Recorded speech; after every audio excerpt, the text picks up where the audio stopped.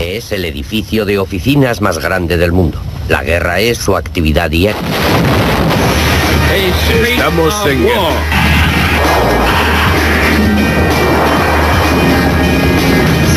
La estrategia para perseguir a ese ejército es muy sencilla. Primero los aislamos y luego los aniquilamos. Nunca en la historia existió un lugar parecido. Dentro de esta fortaleza de cemento, los responsables del Ministerio de Defensa gestionan las actuaciones de la maquinaria militar más poderosa del mundo. Una llamada telefónica la pone en marcha, soltando bombas al otro lado del mundo con una precisión exacta. Desde los días de la Guerra Fría, los militares del Pentágono han tenido acceso a las suficientes armas nucleares como para decidir el destino de todos los habitantes del planeta con solo apretar un botón.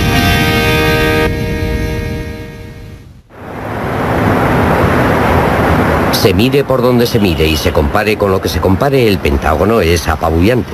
Si fuese una empresa, sería la más grande del mundo con un presupuesto más alto que la mayor parte de los presupuestos de los estados norteamericanos. El edificio en sí mismo es enorme. Dentro de sus 5 anillos y 5 plantas hay más espacio útil que ningún otro rascacielos en el mundo, en donde se pueden acomodar 25.000 personas. Pero el Pentágono no es solo un edificio de 5 lados. Es una fuerza que ha hecho historia y sus reacciones a cómo se hizo nunca ha sido neutral. En la Segunda Guerra, los dirigentes del Pentágono contaban con el apoyo indiscutible del pueblo. Pero durante la Guerra del Vietnam, millones dudaban de su poder. El Pentágono está grabado a fuego en la psicología del norteamericano como un símbolo de lo que es la nación. Por eso mismo es un símbolo que algunos quieren destruir. Por desgracia, el Pentágono es probablemente el tercer objetivo más atractivo para los terroristas del mundo entero. La Casa Blanca es el primero, el edificio del Capitolio es el segundo y el Pentágono el tercero. A los oficiales. El 11 de septiembre de 2001 comenzó en el Pentágono como cualquier otro día. Hola, soy Kathy, dígame. En el edificio del centro de mando operativo, los trabajadores responsables de su mantenimiento estaban revisando la ventilación cuando alguien les dijo que encendiesen la televisión. Continuaremos durante el día informando sobre esta noticia de última hora. Al principio nadie sabía qué hacer. La única información disponible a la que la gente del edificio tenía acceso llegaba de la CNN. Esto puede ser un ataque terrorista. El FBI estaba sobre aviso de que el área de Nueva York... A las 9:02, el segundo avión choca. En ese momento estaba claro que la nación estaba siendo atacada. Se baraja la hipótesis de que 1 o 2 aviones han sido secuestrados y estrellados contra las torres del World Trade Center. El Pentágono fue atacado 40 minutos más tarde.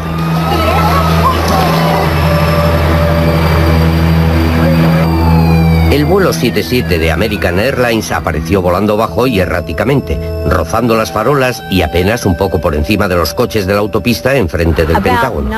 Alrededor de las 9:38 casi estaba enfrente del helipuerto, cuando vi venir un avión sobrevolando la cresta de la colina junto al Navy Annis.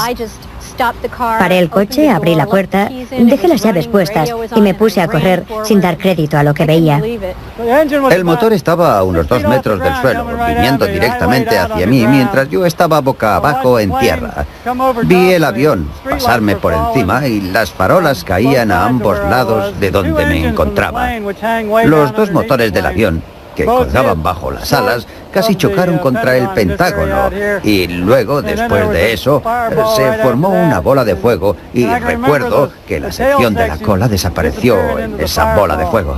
El avión chocó a 560 km/h, arrancando el primer y segundo piso de los 3 anillos exteriores. La mayor parte de la zona oeste del edificio quedó afectada. Unas 5.000 personas trabajaban en esa zona cuando el avión se estrelló. Escuchamos como una especie de trueno y la habitación explotó cuando una bola de fuego vino por el techo que se hundió. Las paredes cayeron y nos sumimos en una súbita oscuridad. Se escuchaban unos pocos ¡socorro! Y gente gritando ¡aquí abajo! La habitación estaba llena de humo. No podías verte la mano enfrente de la cara. Salté sobre una mesa y agarré a un amigo mío, un compañero que estaba debajo, al otro lado de la mesa, y nos arrastramos unos 60 metros en medio de un laberinto de sillas, mesas, humo y fuego hacia una zona segura. Casi 38.000 litros de combustible explotaron, produciendo la suficiente temperatura como para doblar las gruesas vigas de acero que aguantaban las plantas superiores.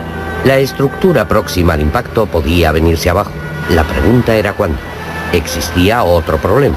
El tejado del Pentágono se apoyaba en vigas de madera que tenían 60 años. Los bomberos querían evitar que el fuego se extendiese por el tejado del edificio para que no se convirtiese en un infierno. Fui al sistema de megafonía y anuncié: todo el mundo fuera del edificio, hay que evacuar el Pentágono, algo muy grave está pasando. En un momento, la tranquilidad habitual del Ministerio de Defensa se convirtió en una pesadilla.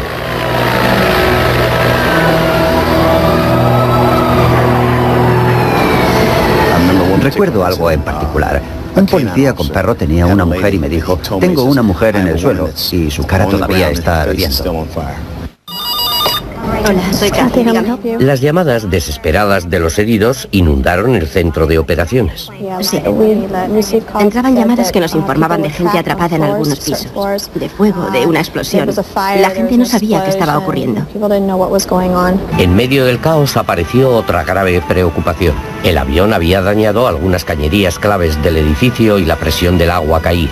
Sin presión, los hidrantes no suministrarían agua a los bomberos, así que alguien debía ir al sótano y cerrar a mano las llaves generales. El jefe de planta, Don Courtney, llamó a Steve Carter. Le dije: nos vamos a quedar sin agua. Necesito que alguien vaya allí y cierre las llaves de la parte afectada del edificio. Bajamos de inmediato y cerramos las llaves.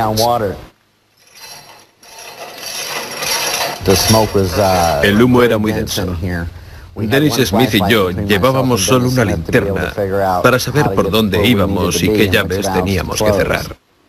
Cuando llegamos abajo nos encontramos con una espesa nube de humo que apenas nos dejaba ver. Estábamos allí sentados, respirando a través de nuestras chaquetas para filtrar algo de aire y evitar vomitar.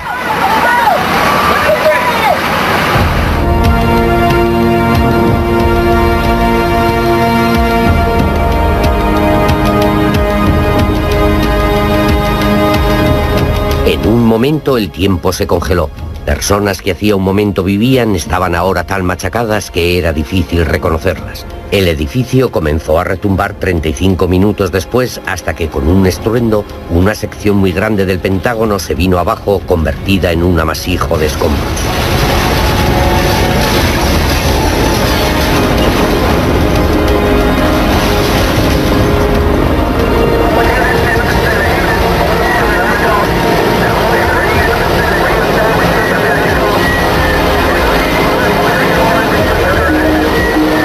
Del cuartel general de la fuerza militar más poderosa de la Tierra yacía en ruinas.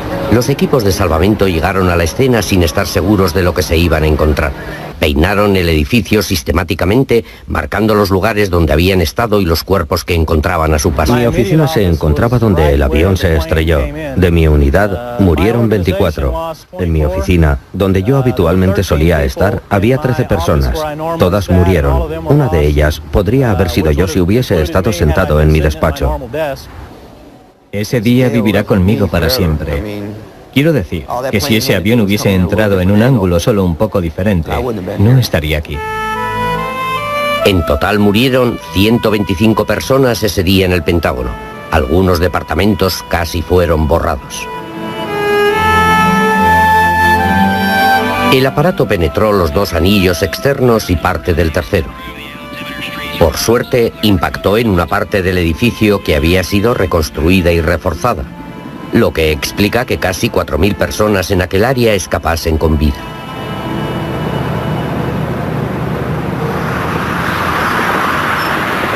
El Pentágono siempre había sido un edificio fuerte construido de cemento 60 años antes, cuando el mundo estaba en guerra y Norteamérica debía de estar preparada para todo.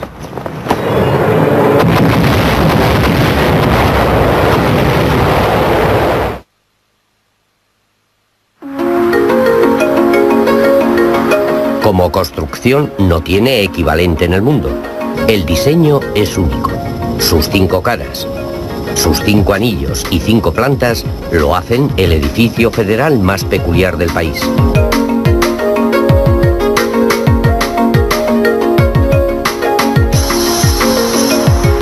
Pero quizá lo más curioso es cómo el gobierno levantó una construcción semejante tan rápida. Y la razón.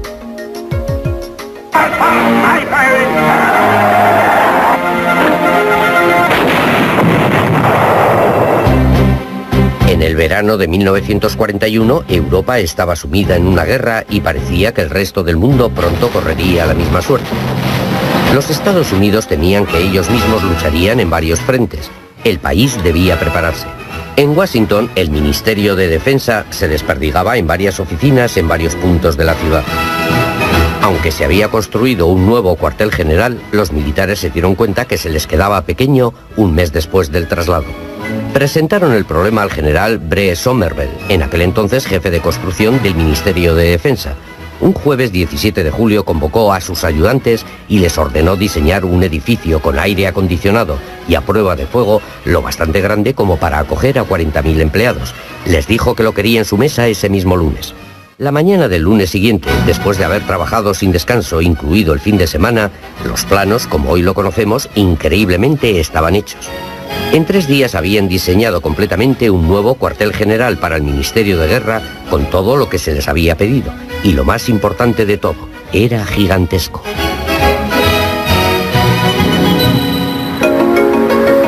Hoy es su gran tamaño lo que sorprende al visitante. Casi 12 hectáreas de cemento y piedra caliza. Un lugar tan enorme que se tarda casi 1 hora en rodear. Para ejemplificar su tamaño, la revista Popular Mechanics apuntó que se necesitarían 5 edificios como el Capitolio para hacer un pentágono. Atravesar los pasillos puede ser desalentador. Los visitantes a menudo se pierden. En su primer día como ministro de Defensa, Dick Cheney estuvo dando vueltas en los sótanos antes de encontrar la salida.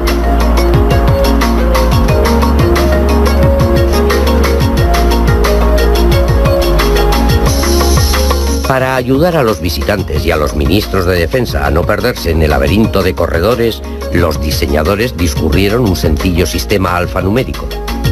El edificio está dividido en 5 anillos, del A al E. Entrecruzando los anillos hay 10 grandes pasillos. Cada anillo tiene 5 plantas.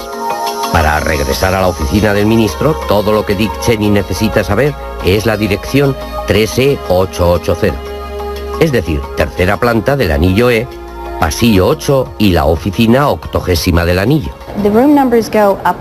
El número de habitaciones supera las 1000, pero todas están en el código. Sorprendentemente es muy fácil moverse por el edificio. Se tarda un tiempo máximo de 10 minutos entre 2 puntos gracias a una plaza central que permite cruzar de un lado al otro del edificio rápidamente. Vas al anillo A, le das la vuelta y te enfilas donde quieres ir. La efectividad de este colosal edificio de oficinas formaba parte de la belleza de su diseño original. Dibujado en un fin de semana, el jefe del Estado Mayor de la Armada, general George Marshall, y el ministro de Defensa aprobaron el proyecto de inmediato.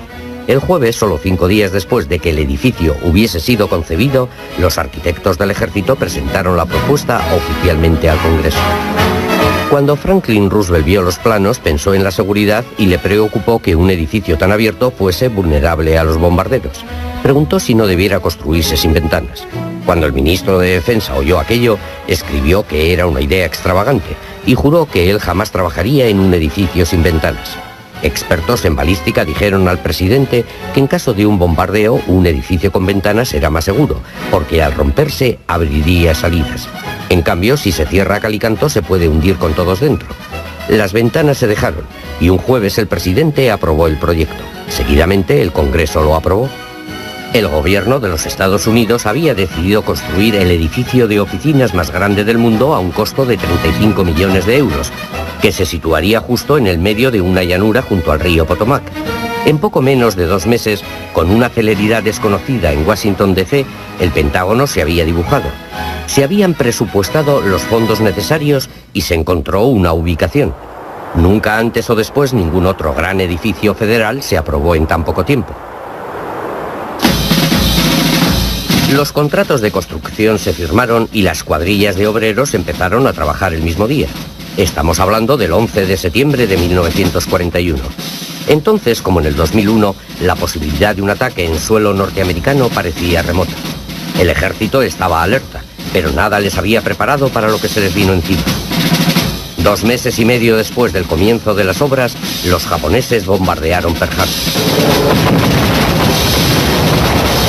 El Ministerio de Defensa estaba listo para trabajar.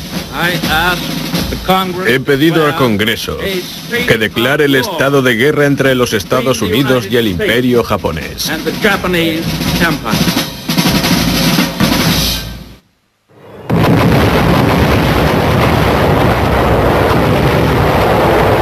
El ataque a Pearl Harbor sirvió para acelerar los trabajos de construcción en el lugar donde se levantaba el Pentágono. 15.000 obreros trabajaron en 3 turnos diarios, 7 días a la semana. Trabajaron tan rápido que en 6 meses terminaron uno de los 5 lados. En abril de 1942, 5.000 empleados del ministerio estaban trabajando. Como el edificio seguía creciendo, la gente se hacía lenguas del ingenio de los arquitectos. Nunca antes se había construido un edificio como este, únicamente hecho de cemento. Con los muros exteriores de un grosor de 30 centímetros y medio, era uno de los edificios más sólidos del mundo. Y además era económicamente eficiente porque al usar cemento habían ahorrado bastante acero como para construir un barco de guerra. Para el cemento se dragaron del Potomac unas 680.000 toneladas de arena que dejaron un agujero lo bastante grande como para hacer un gran lago. Sorprendentemente, en solo 16 meses, el edificio entero estaba listo. Se equiparon las oficinas y el Pentágono abrió sus puertas. Todo en este lugar se mide por grandes cantidades. Hay 150 escaleras, 672 mangueras contra incendios, 4.200 relojes, 7.748 ventanas, 85.000 puntos de luz, 685 bebederos y 19 escaleras mecánicas. No hay muchos ascensores y casi todos son de carga. No los hay porque el general George Marshall dijo que no quería oficiales gordos. Había un exceso de baños, 300. Roosevelt visitó el edificio cuando lo estaban acabando y preguntó por qué había tantos baños. La respuesta que le dieron le dejó perplejo. La ley de Virginia lo requería. En aquel momento, las instalaciones públicas en ese estado estaban segregadas, por lo que alguno de los baños era para gente de color. El presidente ordenó que esa ley no se aplicara en el Pentágono, así que los baños serían multirraciales. Precisamente para albergar a todas las personas que iban a trabajar en el edificio, la infraestructura de Virginia del Norte cambiaría de la noche a la mañana. Se construyeron 48 kilómetros de autopista junto con 21 puentes y viaductos. También tuvo su propia parada de metro y un aparcamiento con capacidad para 10.000 coches.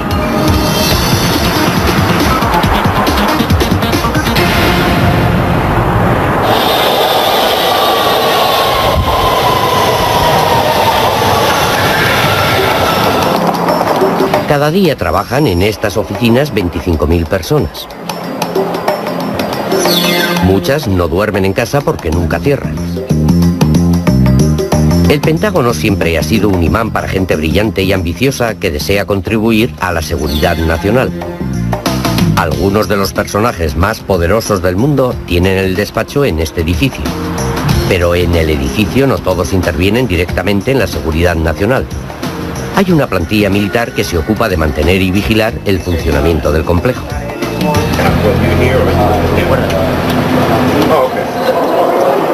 Se puede decir que es una ciudad pequeña pero completa, con su zona comercial. Incluso tiene su alcalde oficioso que se ocupa de que la ciudad funcione bien.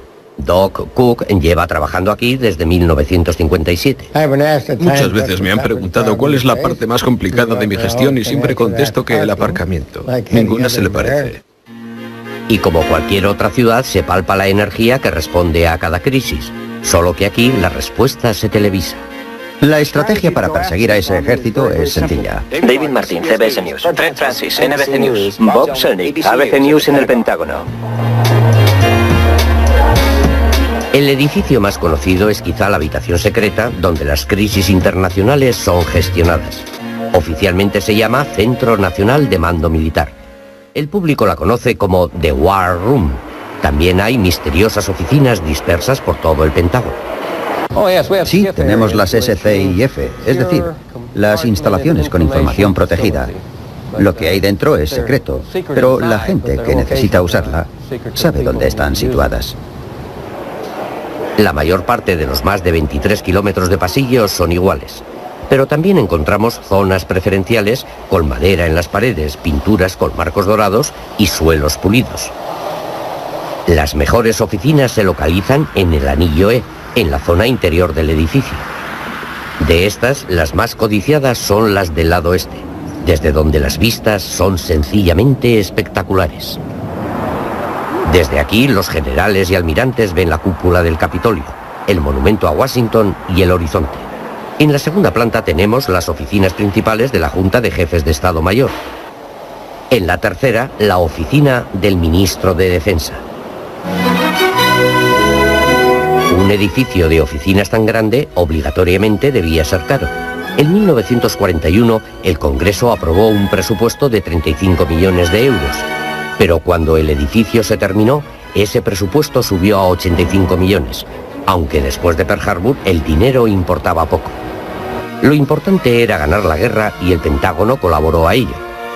Decenas de miles de empleados trabajando a toda velocidad para asegurar que las tropas estaban bien equipadas y atendidas. El presidente estaba encantado con el edificio, pero seguía preocupado. El enemigo atacó unas instalaciones militares norteamericanas. ¿Qué pasaría si el objetivo es el Pentágono? ¿Aguantaría un ataque? Aunque se pensó que como cuartel general del ejército, al principio, curiosamente, estaba desprotegido. Recuerdo la primera vez que fui al Pentágono. Conduje hasta allí, estacioné, atravesé la puerta principal y estuve dando vueltas hasta que encontré la oficina que buscaba. Aquello estaba completamente abierto. Durante décadas el interior estaba abierto como una estación de tren. Los visitantes podían pasear libremente por la zona comercial. Se pensaba que cualquier posible amenaza vendría del cielo. En el corazón de la maquinaria militar rusa se sitúa un impresionante poder nuclear intercontinental. Después de la Segunda Guerra, la única amenaza imaginable era un ataque nuclear. En aquel tiempo, el café en el centro de la plaza interior tenía el mote de Zona Cero. Miles de opositores a la guerra del Vietnam se reunieron en la capital de la nación para manifestar su rechazo a la guerra. Durante la guerra de Vietnam, el Pentágono fue un objetivo de otro tipo. En octubre de 1967, al mismo tiempo que había una masiva manifestación en Washington, miles se dirigieron hacia el Pentágono con la intención de cerrarlo. Se arrestó a cientos de personas. Los líderes de la marcha contra el Pentágono eran radicales que se oponían al capitalismo y la industria armamentista y veían en el Pentágono un símbolo de la opresión en el mundo. Pero incluso entonces el edificio estuvo lo bastante abierto para que los revoltosos reventasen un baño con una pequeña bomba que no produjo heridos. Hasta el 11 de septiembre era lo más violento que había ocurrido en el Pentágono. En los 80 y los 90, finalmente se vieron forzados a establecer medidas de seguridad más severas. Algunos acontecimientos fueron los catalizadores. ¡Meterla en una ambulancia! El terrorismo había cambiado la naturaleza y significado de la palabra seguridad. En 1993 pusieron una bomba en el World Trade Center. Al otro lado de la grúa hay un cráter de 6 metros de ancho y 6 metros de profundidad. En 1995 destruyeron el Murrah Federal Building en el centro de la ciudad de Oklahoma. Y al año siguiente, 19 soldados murieron y más de 500 resultaron heridos cuando pusieron una bomba en Dhahran, en Arabia Saudita. Muchos estaban en este pasillo protegido. Aparentemente, el terrorismo nocturno es una de las mayores preocupaciones del Ministerio de Defensa. Por desgracia, el Pentágono es el tercer objetivo terrorista más atractivo del mundo. La Casa Blanca es el primero, el edificio del Capitolio el segundo y el Pentágono el tercero. Deje las llaves y los objetos que lleve en los bolsillos en la caja, el resto que pase por la cinta. Eso es todo. Respondiendo al terrorismo, el Pentágono ha reforzado la seguridad con la instalación de detectores de metal en las entradas de seguridad. Bien, muchas gracias. Todos, incluso los generales, tienen que llevar visibles las tarjetas de identificación.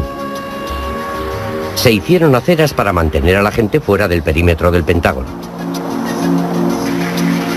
Como los camiones bombas son la amenaza más inmediata, se construyó un edificio para recibir las mercancías. Estas lejanas instalaciones es lo más cerca que un camión podrá estar del edificio. El Pentágono ha invertido millones en actualizar su sistema de seguridad y a pesar que el Ministerio de Defensa se caracteriza por el gasto, en renovar la decoración del edificio no se han gastado prácticamente nada. El edificio siempre ha sido un tanto espartano. Los anchos pasillos de blancas paredes desnudas parecen no tener fin.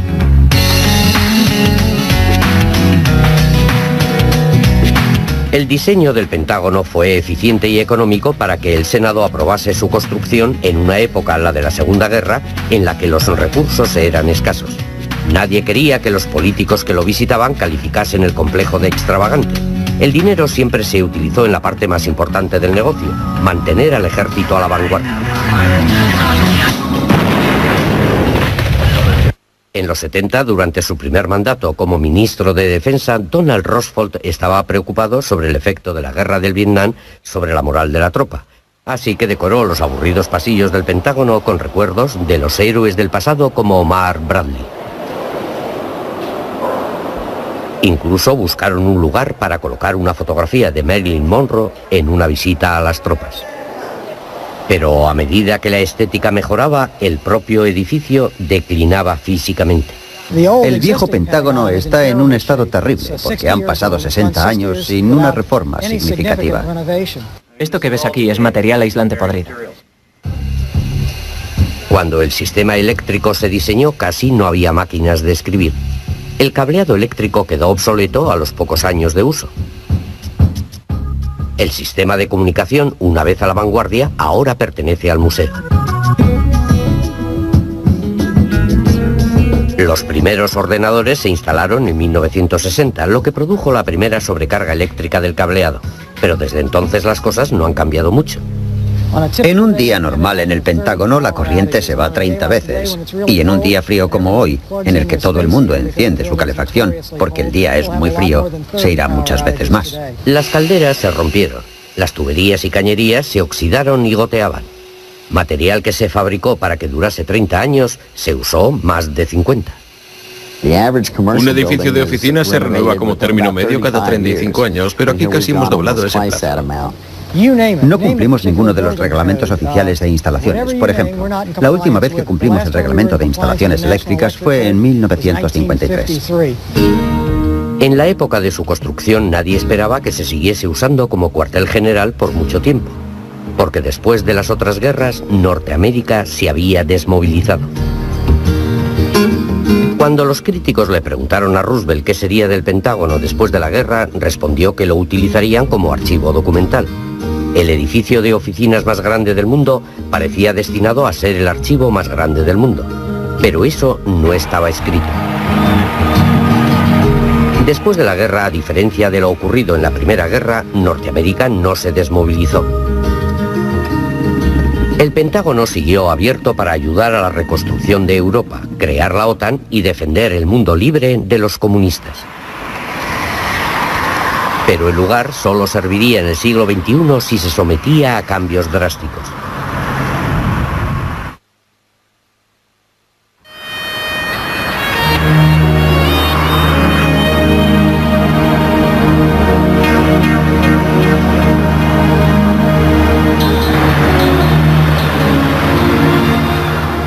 Durante medio siglo el Pentágono se imponía como un símbolo de la propia Norteamérica.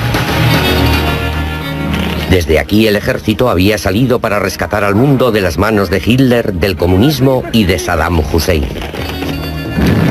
Los generales tenían el poder para disparar armas nucleares que podían destruir el planeta.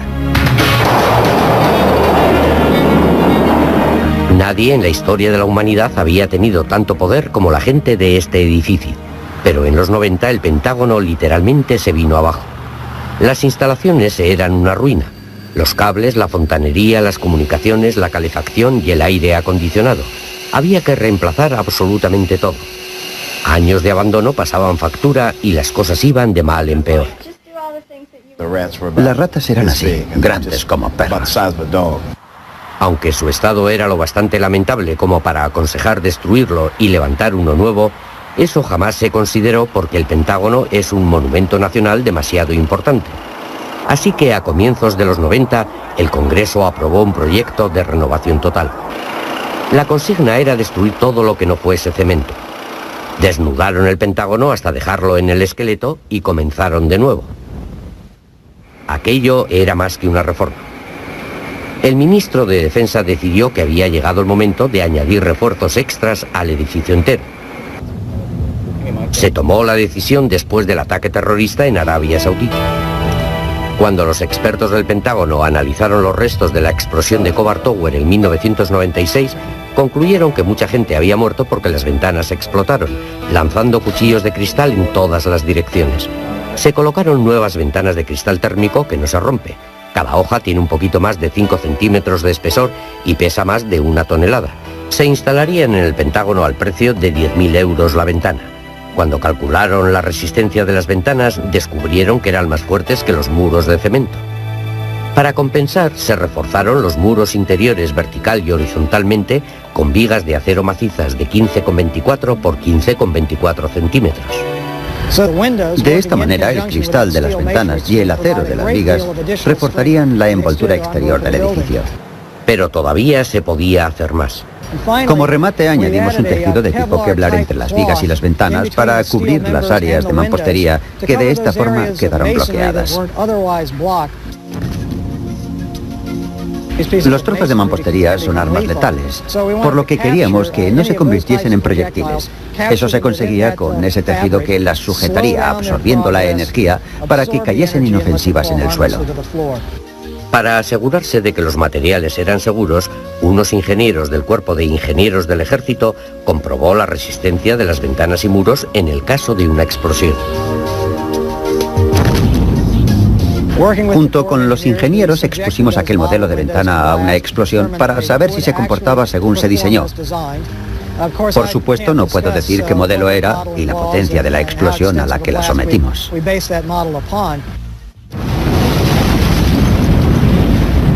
La magnitud de la reforma era exagerada. En construir el Pentágono se tardó 16 meses. Se estimó que la reforma tardaría en completarse 16 años y el costo sería de unos increíbles 1.200 millones de euros. Aunque otras previsiones presupuestarias hablaban de un costo final de 2.000 millones. Para mantener el Pentágono operativo, el edificio se reformaría por secciones, 93.000 metros cuadrados a la vez, dejando el resto del edificio para el trabajo diario. Las obras en la primera sección comenzaron en 1997. Las cuadrillas de obreros trabajaron día y noche durante 4 años para acabar a tiempo, pero no lo conseguirían. 5 días antes del plazo ocurrió el ataque con el vuelo 77.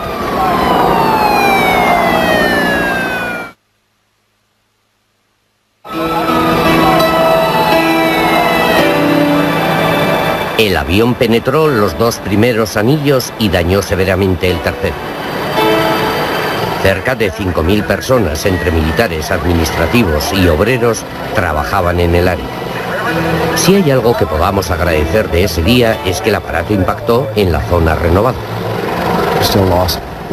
Por desgracia perdimos vidas humanas, pero la gran diferencia es que se redujo el número de bajas y los efectos secundarios de cristales y trozos de pared volando se minimizaron.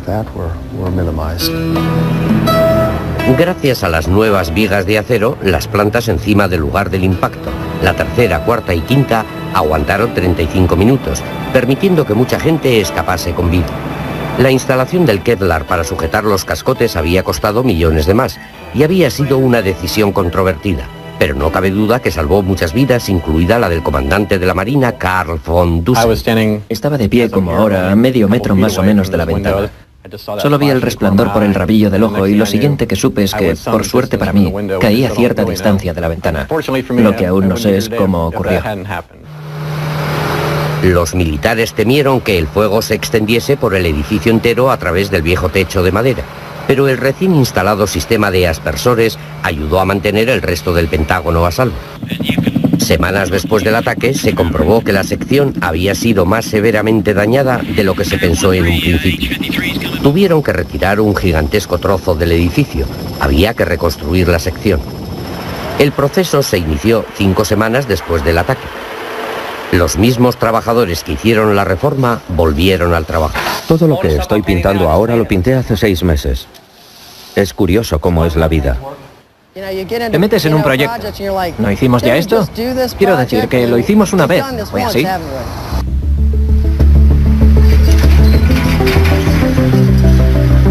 Para limpiar el lugar del siniestro y reconstruirlo, se contrató a 1 millar de operarios.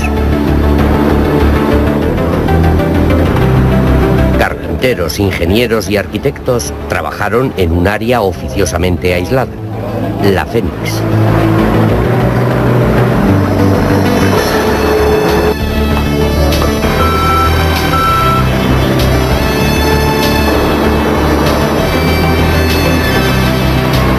En los días y semanas posteriores, las banderas comenzaron a aparecer. Incluso en los lugares más insospechados. El espíritu patriótico parece estimular la moral cuando el trabajo es difícil. La cantidad de trabajo era enorme. Las columnas que mantienen el edificio en pie tuvieron que ser reinstaladas. En algunos sitios había tanta agua que se formaron auténticas piscinas que había que drenar primero. Pese a todo, acabaron rápido la primera etapa. En un edificio como este, una demolición típica tardaría unos 6 meses, pero establecimos un plazo muy agresivo de 8 semanas, con lo que pudimos terminarla en 4 semanas. El acelerador es la tecnología. Los arquitectos utilizan imágenes computerizadas para analizar cada paso antes de implementarlo. Reproducimos el exterior del edificio tan fielmente como pudimos, ya que es un edificio histórico, usando tecnología láser.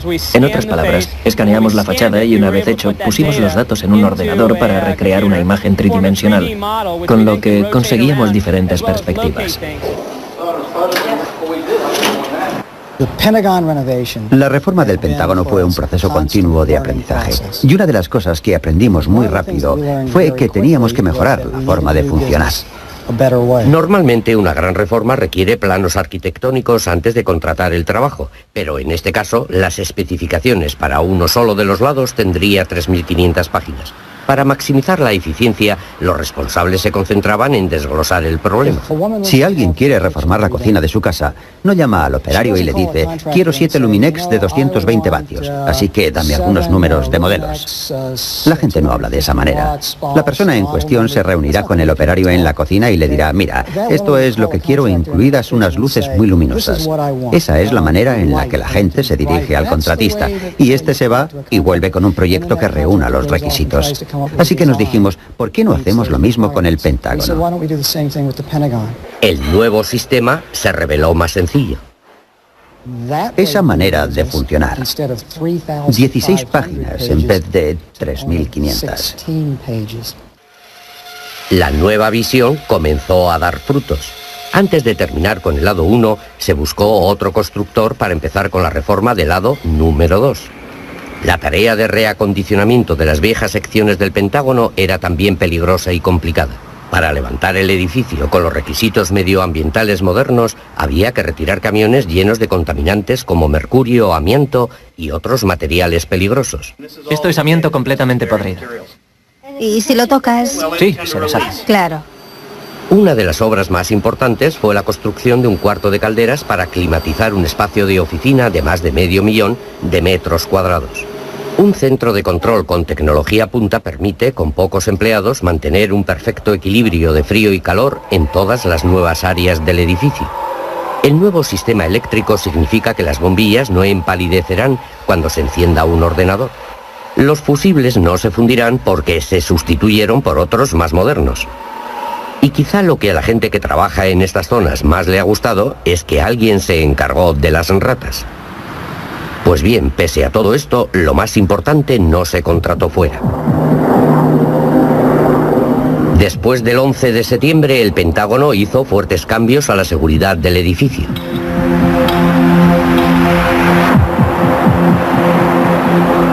El día del ataque, por primera y única vez en la historia, los militares declararon alerta delta en el edificio, el nivel más alto. 400 policías militares fuertemente armados se desplegaron en las entradas con la orden de usar los rifles M16 contra cualquier intruso. ¿Qué tal? Bien, gracias. Gracias. Miembros de las fuerzas policiales del Pentágono, los 200 oficiales del Servicio de Protección, trabajaron en turnos de 12 horas semana tras semana. En los aledaños, umbis armados se colocaron en los cruces de las calles y se cortó el tráfico en la autopista que corre enfrente del edificio. Después del 11 de septiembre apareció la amenaza del ántrax, para lo que se tuvo que crear un sistema complejo para la recepción del correo. Todo el correo que llegaba al Pentágono se aislaba y enviaba a un recinto de descontaminación para ser inspeccionado. Esas fueron las medidas visibles activadas como resultado del ataque. Pero, como mucho de lo que ocurre tras estos muros, la mayor parte de las precauciones son secretas por razones de interés para la seguridad nacional.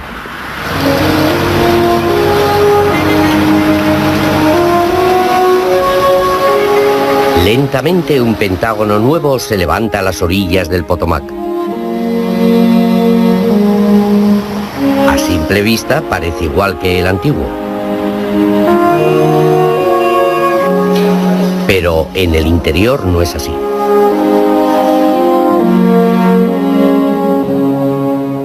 Revitalizado, reforzado y listo. Esta construcción seguirá siendo un objetivo. Las razones son siempre las mismas, observa el escritor Benjamin Ford. La arquitectura es testimonio, a menudo un testimonio emotivo del pasado. Los edificios, sus formas, materiales, texturas y espacios representan una cultura con la elocuencia de la presencia física. Destruye los edificios y despojarás a una cultura de sus recuerdos, de su legitimidad y de su derecho a la existencia. Los edificios se derrumban. Incluso los más fuertes caen. Pero el amor por la libertad y el compromiso de un pueblo por defender esa libertad permanecen vivos.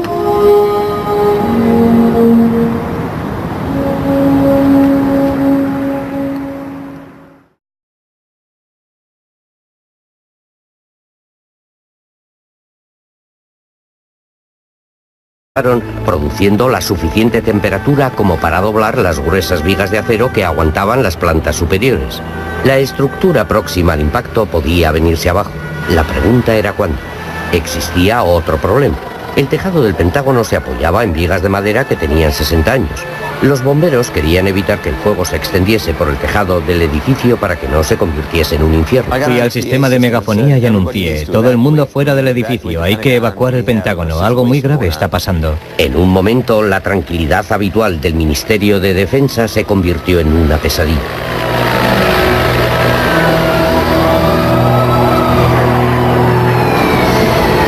Recuerdo algo en particular. Un policía con perro tenía una mujer y me dijo: tengo una mujer en el suelo, y su cara todavía está ardiendo. Hola, soy Kathy, dígame. Las llamadas desesperadas de los heridos inundaron el centro de operaciones. Sí. Entraban llamadas que nos informaban de gente atrapada en algunos pisos, de fuego, de una explosión. La gente no sabía qué estaba ocurriendo.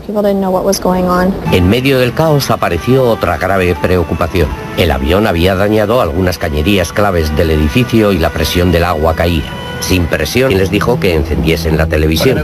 Continuaremos durante el día informando sobre esta noticia de última hora. Al principio nadie sabía qué hacer. La única información disponible a la que la gente del edificio tenía acceso llegaba de la CNN.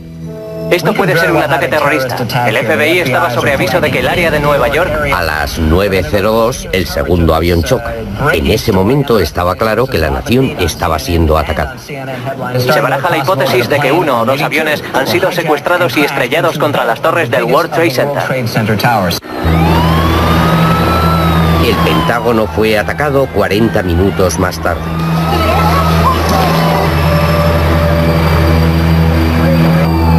El vuelo 77 de American Airlines apareció volando bajo y erráticamente, rozando las farolas y apenas un poco por encima de los coches de la autopista enfrente del Pentágono.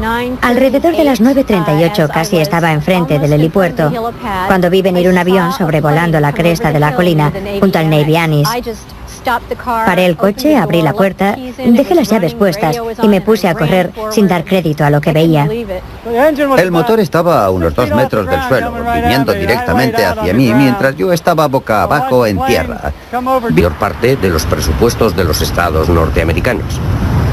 El edificio en sí mismo es enorme.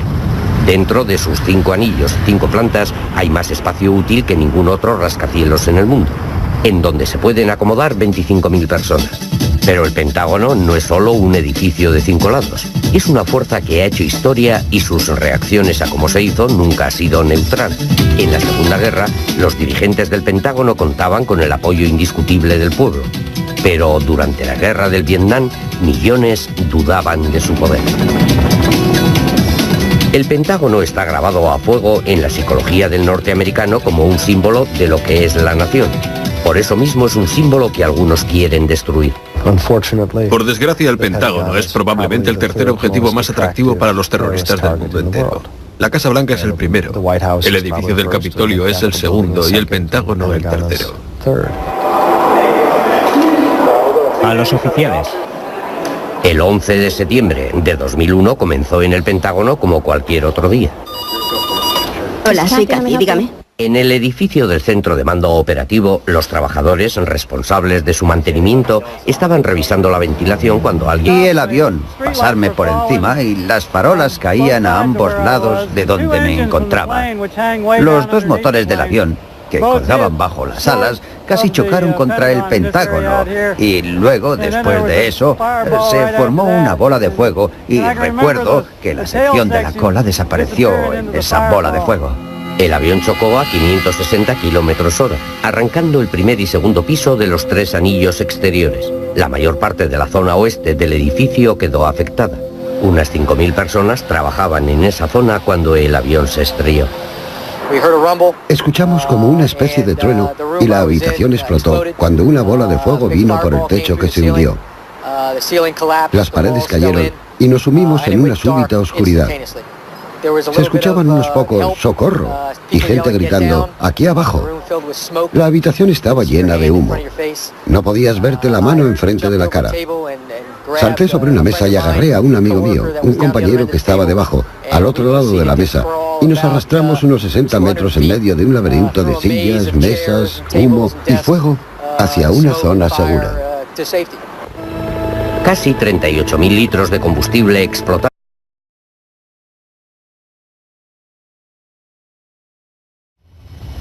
Es el edificio de oficinas más grande del mundo. La guerra es su actividad diaria. Estamos en guerra.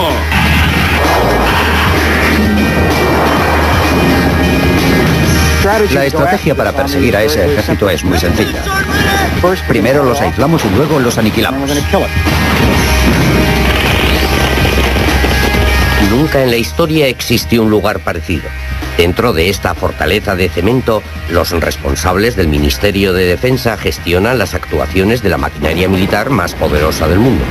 Una llamada telefónica la pone en marcha, soltando bombas al otro lado del mundo con una precisión exacta. Desde los días de la Guerra Fría, los militares del Pentágono han tenido acceso a las suficientes armas nucleares como para decidir el destino de todos los habitantes del planeta con solo apretar un botón.